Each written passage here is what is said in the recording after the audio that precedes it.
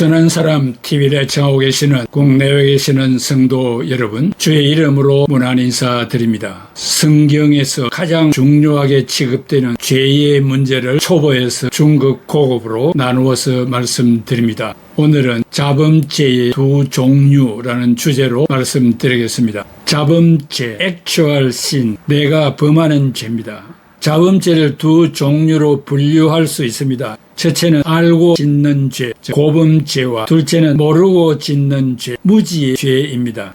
첫 번째, 우리가 기도할 때마다 잊지 말아야 할 것은 죄를 알게 해달라고 기도해야 합니다. 이것이 죄였구나 하고 깨닫는 순간 성령이 깨닫게 해준 것으로 영적으로 자신과의 싸움이 시작되고 심한 신앙 양심의 가책을 느끼게 됩니다. 마태복음 7장 3절에 어찌하여 형제의 눈 속에 있는 티는 보고 네 눈 속에 있는 덜보는 깨닫지 못하느냐. 항상 우리는 나 자신을 관용으로 바라보는 죄성이 발동하는데 이것을 물리쳐야 합니다. 공의로운 하나님의 마음으로 직시해야 합니다. 그렇지 않들이 실수하여 세상으로부터 비난을 받는 것은 남을 볼 때는 날카롭게 보고 비판하고 자신에게는 너무나 관대하다는 것입니다. 그래서 예수쟁이라는 말이 생기게 된 것입니다. 감사하게도 신자들이 자신의 죄에 대해서 하나님 앞에서 가슴이 아픈 심정으로 눈물을 흘리며 통해 자복한다는 사실입니다. 바로 그때 죄는 힘을 잃고 멀리 도망을 가게 됩니다.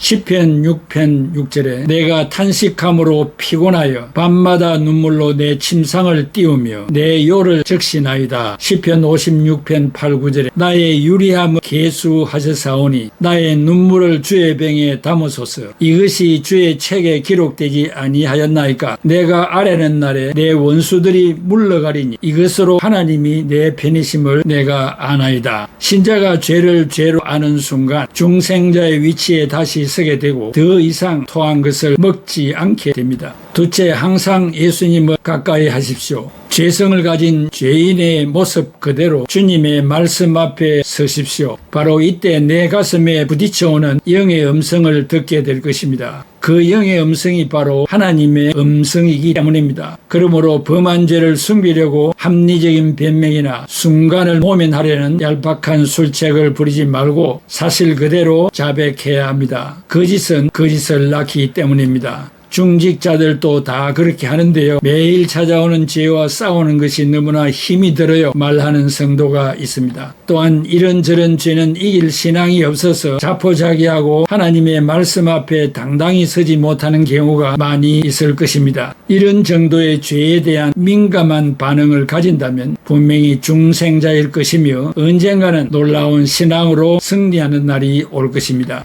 죄를 이기는 완전한 사람은 이 세상에 한 사람도 없지만 그렇다고 모욕도 안 하고 세수도 안 하고 손발도 씻지 않는 사람은 없을 것입니다. 다시 속세에서 실패하더라도 오늘 나에게 묻어있는 때는 기억날 때마다 진정한 자백으로 씻어내야 합니다. 이런 성도가 여주 동행자일 것입니다. 셋째, 죄를 범하면 구원을 받지 못하는가? 그런 걱정은 하지 말아야 합니다. 당연히 예수님의 이름으로 물리치면 됩니다. 그러나 또 죄를 범하게 된다면 또 자백하면 됩니다. 그때 또 하나님의 말씀 앞에서 정결케 될 것입니다. 내일 넘어지더라도 오늘 일어나는 것이 중요합니다. 그래야 하면 점점 더 거룩해지는 성화의 인생을 살아가게 될 것입니다. 이것이 품성교육의 가르침입니다. 인간은 죄성을 가지고 있기 때문에 자범죄를 저질렀다고 고귀한 구원이 무너지지 않습니다. 하나님은 결코 인간의 완전 무게를 원하시지 않으십니다. 왜냐하면 이미 범죄에 타락하였기 때문에 범죄하기 이전의 인간 회복이 불가능함을 아시고 예수 그리스도를 보내어 주신 것입니다. 이것이 하나님의 사랑이요 예수 그리스도의 은혜요 성령과의 교통입니다. 데살로니가전서 4장 3절에 하나님의 뜻은 이것이니 너희의 거룩함이라. 로마서 3장 10절에 의인은 없나니 하나도 없고 인간이 아담으로부터 원죄 즉 불순종 불신을 모두 전가받았다는 측면에서 어쩔 수 없는 죄인이 되었고 자범죄는 이 원죄의 결과로 내가 범하는 것인데 원죄가 죄의 뿌리라고 한다면 자범죄는 그 열매일 것입니다.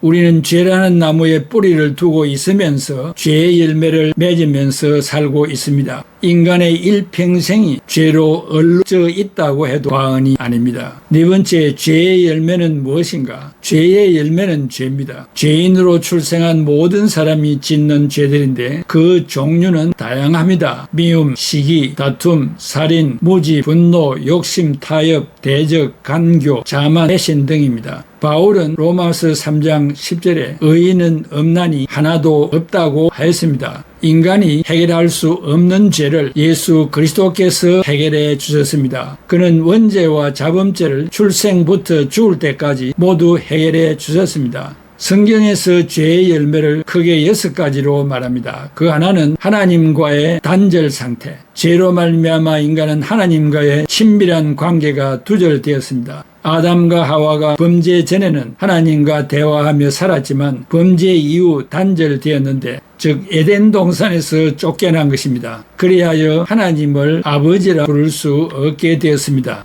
둘째는 영적인 죽음이 찾아옵니다. 죄는 하나님과 영적인 교제를 끊고 완전히 분리시켰습니다. 죄의 삭은 영육 간의 사망이라고 하였습니다. 로마서 6장 23절에 죄의 삭은 사망이요 하나님의 은사는 그리스도 예수 우리 주 안에 있는 영생이니라 라고 했습니다. 인간이 하나님의 형상으로 지음을 받았기 때문에 영적인 교제가 이루어져야 영생이 보장되는데 범죄함으로 단절되었습니다. 셋째, 육체의 죽음이 찾아옵니다. 범죄 이전에는 죽음이 없었는데 죄를 범함으로 죄의 삭은 사망이라고 했습니다. 영적인 죽음과 육체적인 죽음이 동시에 찾아온 것입니다. 아담 이후 모든 사람이 죽음을 경험하게 됩니다. 히브리서 9장 27절에 한 번 죽는 것은 사람에게 정해진 것이요 그 후에 심판이 있으리니라고 했습니다. 넷째, 고통과 저주가 찾아왔습니다. 질병, 갈등, 전쟁, 수고, 눈물 등이 죄의 결과로 생긴 것입니다. 땅도 저주를 받아 은근키가 생겼고 진드기가 생겼습니다. 그리고 인간은 땀 흘려 수고해야 먹을 수 있게 되었습니다. 다섯 번째, 악한 행위의 열매를 먹게 되었습니다. 죄는 또 다른 죄를 낳고 계속 죄의 유전이 됩니다.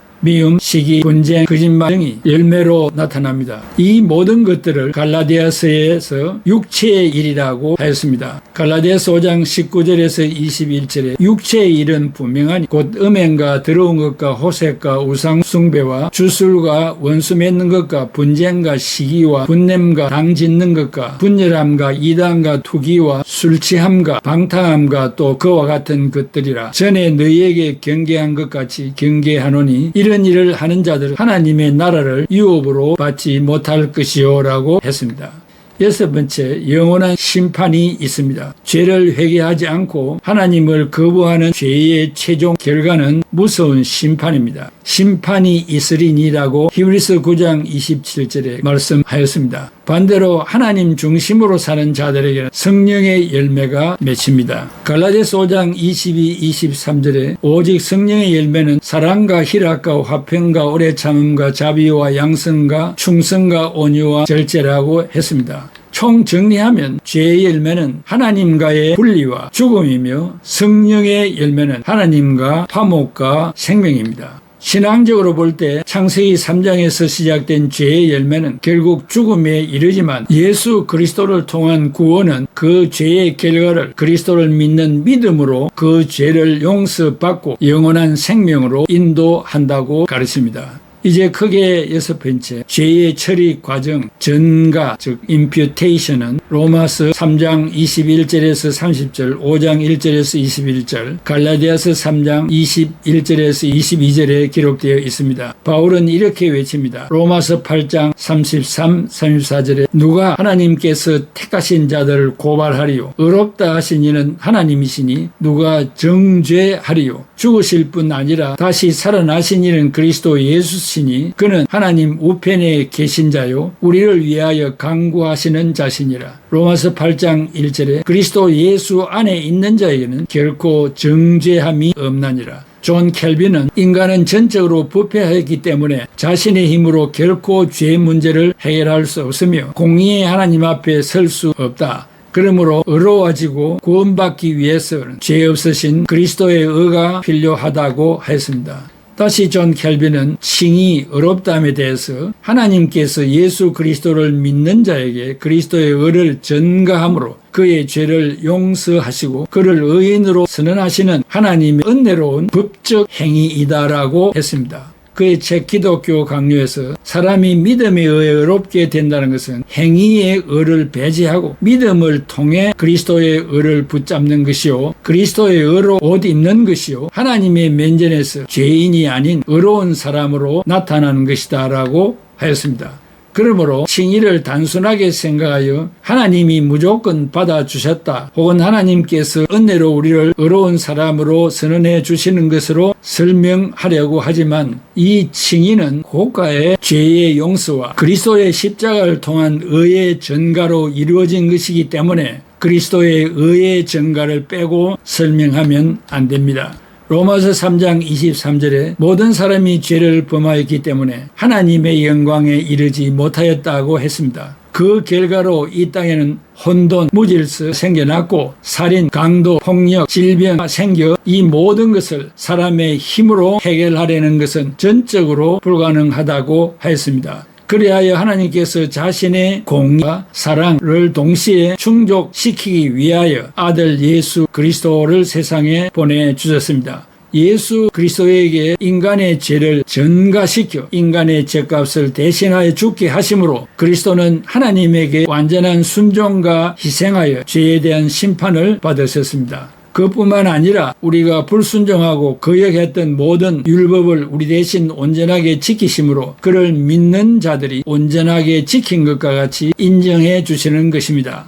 예수 그리스도를 믿을 때 우리가 죄인임에도 불구하고 예수 그리스도가 성취한 의를 우리에게 전가하여 우리를 의로운 자로 선언하셨습니다. 고린도서 5장 21절에 하나님께서 죄를 알지도 못하신 자를 우리를 대신하여 죄로 삼으신 것은 우리가 예수 그리스도 안에서 하나님의 의가 되도록 하기 위함이라고 하였습니다. 존 켈빈은 고린도서 5장 21절을 그리스도께서 우리의 죄를 대신하여 속죄 제물이 되심으로 그리스도의 의가 우리에게 전가됨을 보여주는 결정적인 말씀이라고 하였습니다. 우리가 그리스도 예수 안에서 하나님의 의가 되었다는 것은 그리스도의 의가 전가에 의해 우리에게 전달되었다는 말입니다. 따라서 우리가 죄인임에도 불구하고 하나님 앞에서 의로운 자로 인정되었다는 것입니다.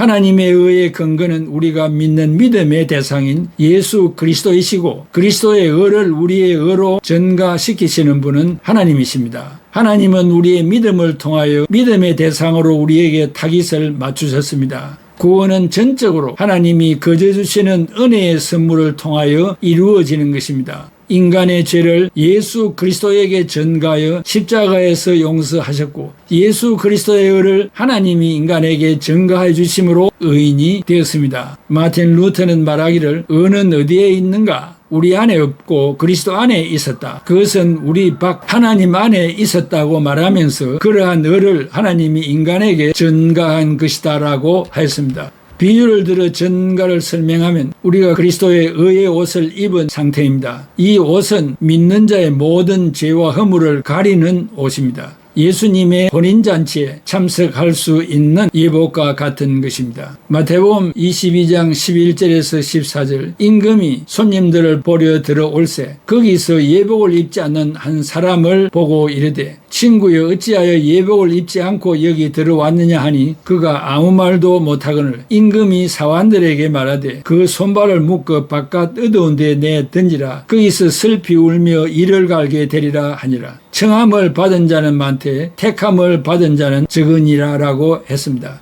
예복을 입지 않고 들어갈 수 없는 왕의 잔치에 들어갈 수 있게 되었습니다. 이렇게 십자가의 피로 죄인들을 구원하심으로 하나님 자신의 공의와 사랑을 나타내셨습니다. 따라서 종교 개혁자들이 강조한 오직 믿음에 의한 그리스도의 의의 전가를 우리는 성경이 가르치는 중요한 교훈으로 알고 계속 고수해야 할 것입니다. 기도하겠습니다. 아버지 하나님, 은혜와 사랑을 감사합니다. 우리가 예수 그리스도를 믿음으로 말미암아 성령을 받고 성령의 충만함을 받아서 죄를 물리치고 또 우리의 마음속에 일어나는 정욕과 또 여러 가지 좋지 않는 생각들, 이 모든 것들을 예수 그리스도의 이름으로 뿌리채 뽑아버리고 정결한 마음 자세로서 하루하루를 살아갈 수 있도록 인도하여 주시옵소서. 그래도 실수하였다면 하나님 앞에 사실 그대로 거짓 없이 변명 없이 직고하고 용서받는 자백의 시간들이 많게 하여 주시옵소서. 예수 그리스도의 이름으로 기도하옵나이다. 아멘. 주 앞에 성찬